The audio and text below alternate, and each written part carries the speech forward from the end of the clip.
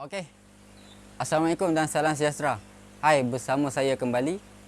Saya Yusri dari CFNY. Kali ini saya akan berkongsikan dengan anda semua berkaitan pembenihan.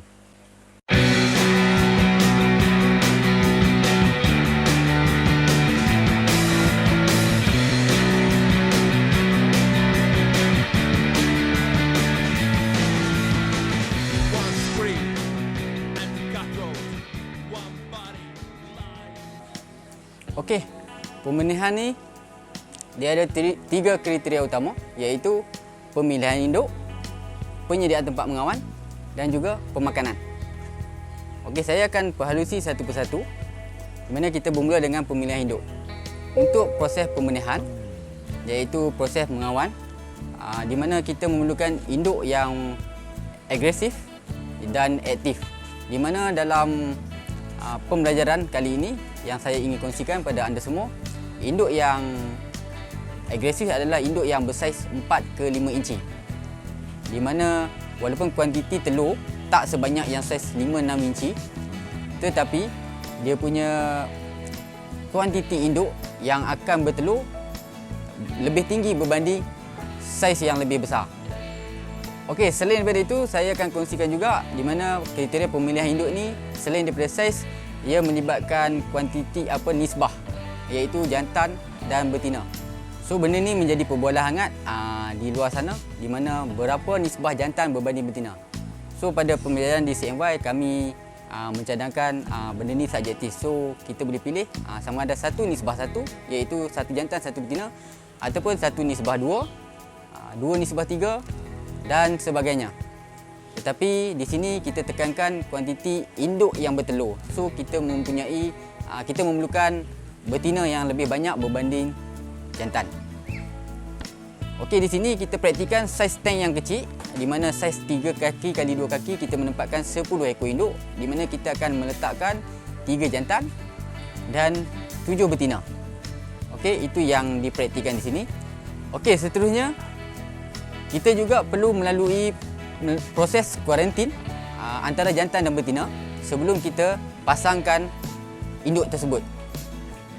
Kita perlu asingkan jantan dan betina mengikut jantina masing-masing di dalam bekas yang berasingan selama 1 hingga 2 minggu, di mana untuk membiasakan dia tanpa pasangan, di mana dia akan mempercepatkan proses mengawan bila kita pasangkan pasangan induk tersebut.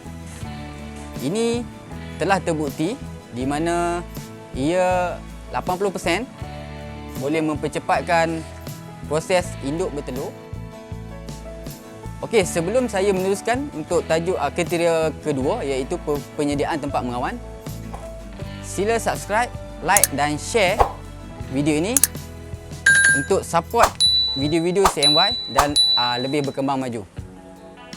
Baik, untuk kriteria kedua iaitu penyediaan tempat mengawan.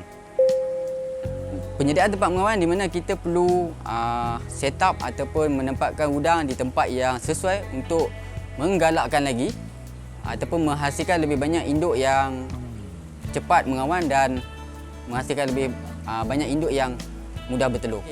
Untuk kriteria ni kita perlu menyediakan tempat yang sama macam kita menternak seperti biasa. Ketinggian air iaitu 4 inci hingga 6 inci untuk kolam indoor. Dan seterusnya kita perlu meletakkan bubble yang tidak terlalu kuat, iaitu air pump. Dan sebaiknya kita tidak perlu menggunakan water pump ataupun filter untuk mengurangkan gangguan kepada pasangan ataupun udang yang kita nak pasangkan tersebut.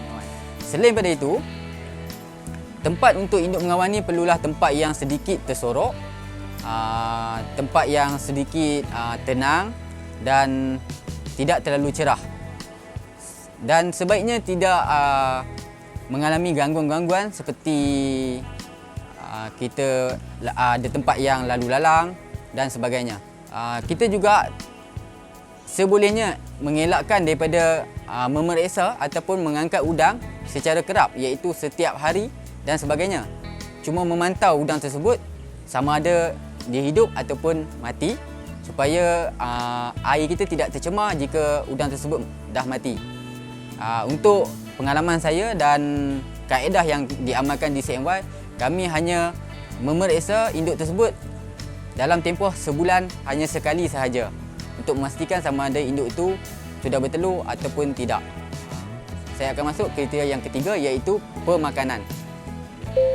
Okey, untuk proses pemakanan sebenarnya tak begitu rumit, cuma kita nak menggalakkan induk-induk tersebut cepat bertelur, di mana kita ada beberapa petua-petua yang telah disampaikan oleh penternak-penternak otai, penternak-penternak yang dah lama, di mana salah satunya yang menggunakan kacang hijau, iaitu fungsi kacang hijau sebenarnya bukan untuk mempercepatkan proses mengawan, tetapi sebaliknya ia berfungsi untuk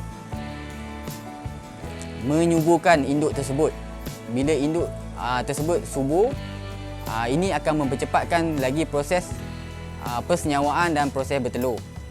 Okey, ada juga yang menggunakan keladi bunting sebagai pemakanan untuk mempercepatkan proses mengawan.